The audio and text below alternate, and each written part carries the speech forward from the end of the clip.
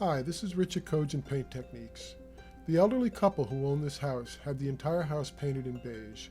When they asked me about painting their living room, I pointed out that the room had some very nice features like the fireplace and bay window that were basically invisible due to their monotone color scheme.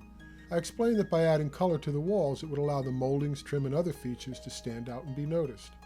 Based on the existing colors of the carpet and furniture, I suggested a range of colors that would be compatible, and after much deliberation they made their choice.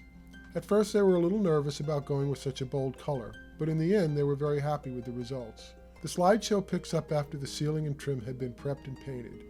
The pictures were taken with my cell phone, so I apologize for their lack of quality. The ceiling was painted in flat white and all the trim was done in semi-gloss. The ceiling had some water damage and peeling paint and required a fair amount of repair before it was paintable. Likewise, the ceiling molding had some gapping that needed caulking, and the window trim and sashes had holes and cracks from an old alarm system, as well as years of curtain and blind hanging. In addition, the steam from the heating registers had caused the cast iron to rust, causing the paint to chip off. All of this was repaired and prepped before any paint was applied. This next series of pictures is after the second cut was completed. Clean, straight cuts are probably the most important element in a paint job, and I expend a lot of effort making them that way. If the junctions between the wall color and the ceiling or trim are sloppy, then the entire paint job is a waste of time. The human mind doesn't miss much, and if the cuts are not straight, then the mind takes notice. I do 98% of all of my cuts freehand. I don't like to use tape because I can't see what is going on underneath it when I apply the paint.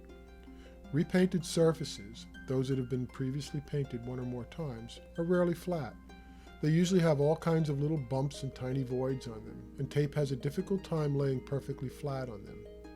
When you pass over the tape with the paintbrush, paint has a tendency to wick up under the tape, and unfortunately you have no way of knowing that it did until you peel it off.